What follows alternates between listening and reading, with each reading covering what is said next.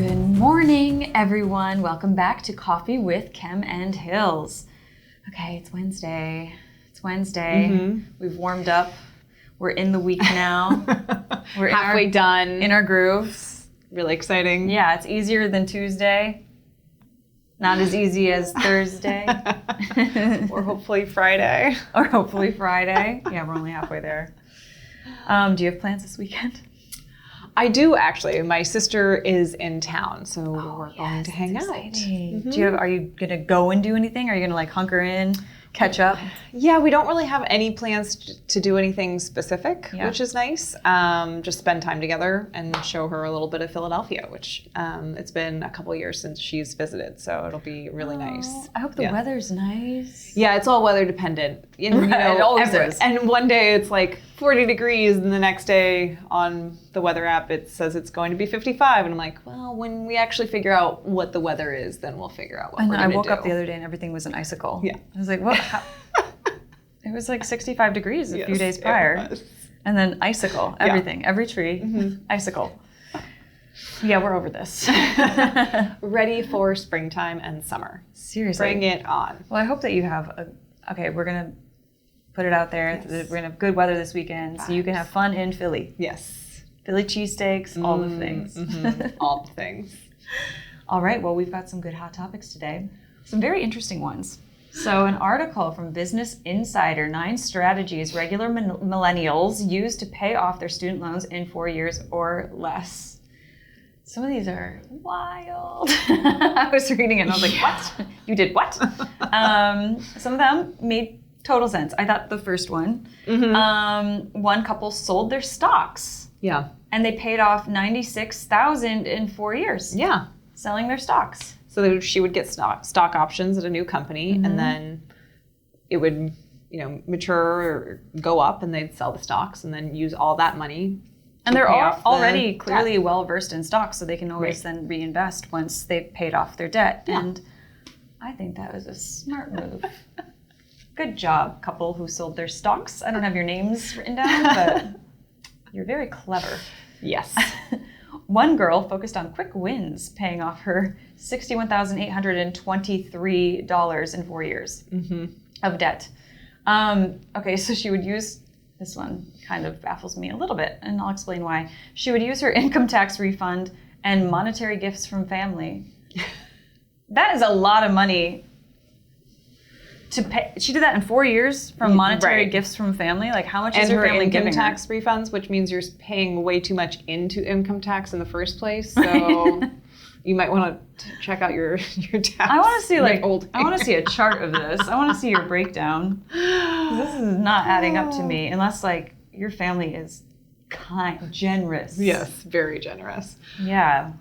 She was using the debt snowball method, which is one of the ways out there that people talk about. So it's focusing on repaying the quick wins first. So the smallest amount of debt first, so that you no longer are carrying the $1,000 loan. So you would pay that one off first, and then you start chipping away at the bigger loans one at a time.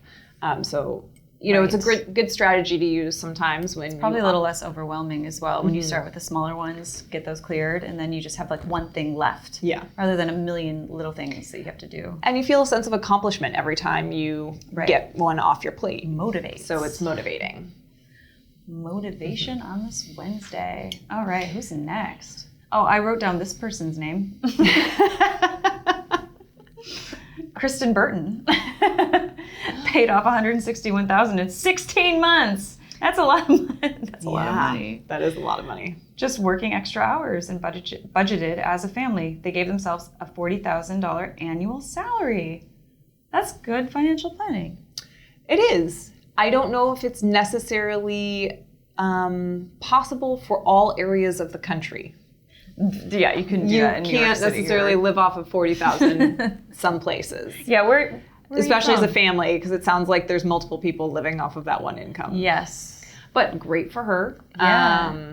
I mean, you'd have to be a stickler to that, really. Yeah. I mean, that would be hard for me. Yeah. That would be hard for me, I think. But you did it, and fast.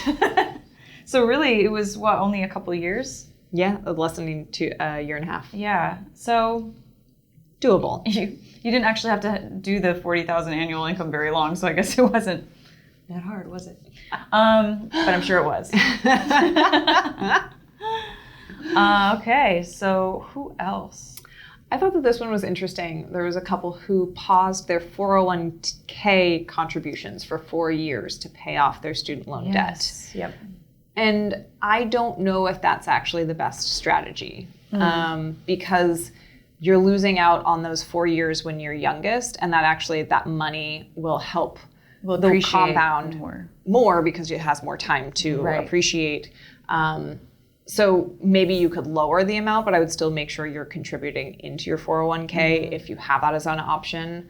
I'm not a financial advisor, but that's what I would do if I were in this position. Well, instead of not doing it at all. You heard it here first, Ashley Patrick. Ooh. But congratulations on getting out of debt.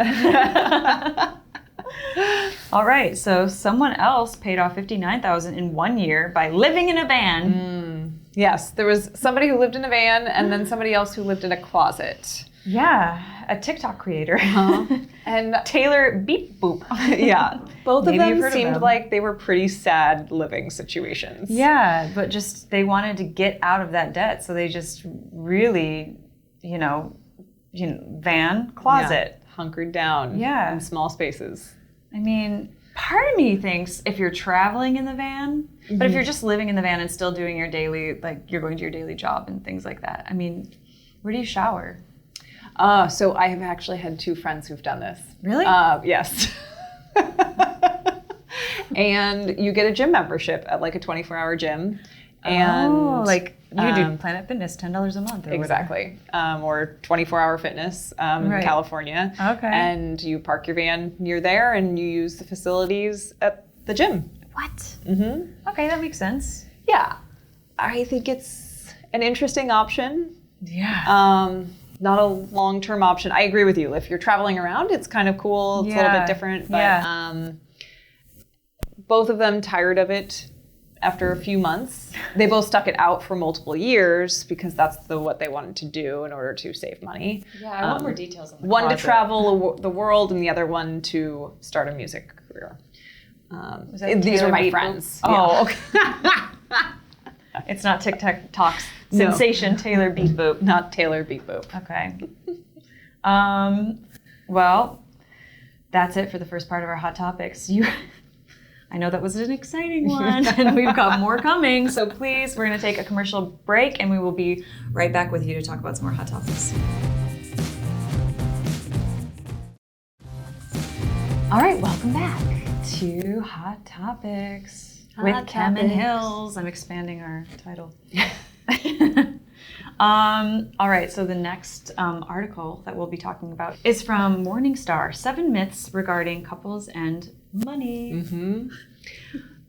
These were very interesting. Yeah. Some seem just like... Some of them seem like common sense. Yeah, totally. I was like, that's a myth? I'm like, okay. Okay. The first one, it's not right to bring up money before marriage. Yeah, no. So marriage is a financial institution. It has always been a business financial institution. The right time to do it. So you should do it way before you're actually going to get married to somebody. Yeah, you'd think so. We got married in the church, so we had to do marriage counseling, and as part of it, they had a financial component. So they had questions that you had to answer and talk to your fiance about. Oh, wow. It was pretty... Did you feel like you had already talked about those things? So for us, it wasn't very eye-opening because we'd actually already had all these conversations. Right. But there were a couple other couples in the room, and you could tell some of these were the first times they were considering it. Finances can be like a weird thing for people. They can get really uncomfortable when talking about finances. I mean, it's just, it's like a taboo thing. You don't talk about it, right? But you should. If you're thinking about getting married to somebody, it definitely should be a huge part of the conversation. I love that you had financial counseling and you're like, I'm marrying a financial advisor. I think we know what we're doing. We could lead this course. Maybe we should. Yeah, I mean, I feel like Yeah, we've always been pretty open. In my relationship, we were always pretty open about money. I mean, we were in a weird industry where it's like you're in a job, you're out of a job, you're in a job, and there's not much you can hide. Yeah. Because I know if you're working or you're not. It's true. Yeah. Might as well be upfront about it. All right. The next myth is love conquers all. No, it doesn't. It doesn't. Whether it's money or even just marriage and any sort of, yes, like it doesn't always conquer and all. Specifically, maybe not, with financial differences, because that can test a relationship. It really can. Next one is love conquers all. Yeah, no, I don't think this is true. Anyone who's been in a relationship knows this is not true. Whether it's finances or just differences in general, right. In a relationship. Love does not always conquer all. That's why people break up all the time. Yeah. What is it? 49%, right? 49%. Yep. Of relationships end in divorce. To keep it on the light note. Woo! It's not 50. It's 49. So my glass is half full. All right. This one. Myth. Women need to be rescued financially. I love that you said myth ahead of it, because definitely a myth, and felt like a social patriarchal stereotype. Yeah, and it's sort of like, it made me think of the movie Pretty Woman, which I actually like that movie, but I'm like, what message is that, implanting in people's minds? Myths such as women need to be rescued financially. They don't need to be rescued in general, let alone financially. I know. Yeah, that one annoyed me. I was like, triggering. Right. And it kind of ties into this last one. Men are savvy and women are naive. Yes. How rude. Seriously. I think it's really interesting. Women are more economically powerful than they ever have been. And yet men are socialized to be more financially confident. And so I think it's definitely something to make sure where you're taking into the relationship that you hold your own, especially if you're a breadwinner, just like your partner. Make sure you're having the conversations. Well, and there was a time when women weren't welcomed into the workforce. So, right. Of course, we're here playing catch up, Yeah. But it is a change. Times are changing. Both of those things are myths. Yes, so they let's are bust now. them. Yes, Mythbusters once again. Here we are. We need to change the name of our show. Kem and Hills, Mythbusters. You know it. Okay, well, I think we're going to take a quick commercial break. Then we're going to come back for some Healthy Wealthy Wednesday. Woo. See you in a sec.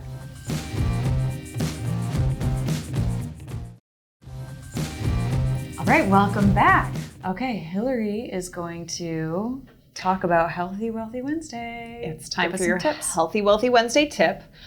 So, your financial wellness really is part of your holistic wellness. And so one of the things, our next tip this week kind of builds on what we've talked about before. So 2 weeks ago, it was track your spending. Last week, it was put a budget out there that you can actually stick to and works with what you need.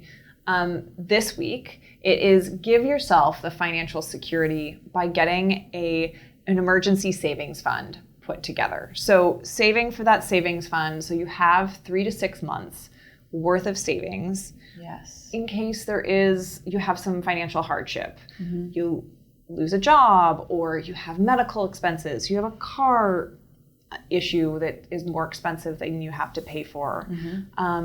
So now the money that you have saved from your last tip that you got last week, now you have somewhere to put it. Exactly. Put it in a special savings just for your emergency fund. That's a good tip. Because sometimes you're just like, where's the best place to put it, Exactly. Because there's always somewhere it can go. There is always somewhere it can go. Yes. Normally in my mouth. Booties. There you go. Okay, good tip. We appreciate that tip. All right. So write that down. And you need them all. So we really need to be following this in sequence. Exactly. There's a method. There's a method to the madness of Healthy Wealthy Wednesday. Okay, so next up we're going to get into what episodes are airing today. Hello, welcome back. Today on Estate Planning 101, Scott Trout goes over small business succession and the perils that can transpire if not properly set up. Today on the Blockchain Interviews, Dan interviews Alan Lane of Silvergate, who talks about what industries will be disrupted by blockchain technology and how Silvergate is leading the change in some of these areas. All right, that's it for today. Another episode of Coffee with Kem and Hills. Be sure to check out all of these shows today on Roku, Amazon Fire TV, Apple TV, or on your phone on our iOS or Android app. Thank you so much for tuning in. We'll see you tomorrow for another episode of Coffee with Kem and Hills.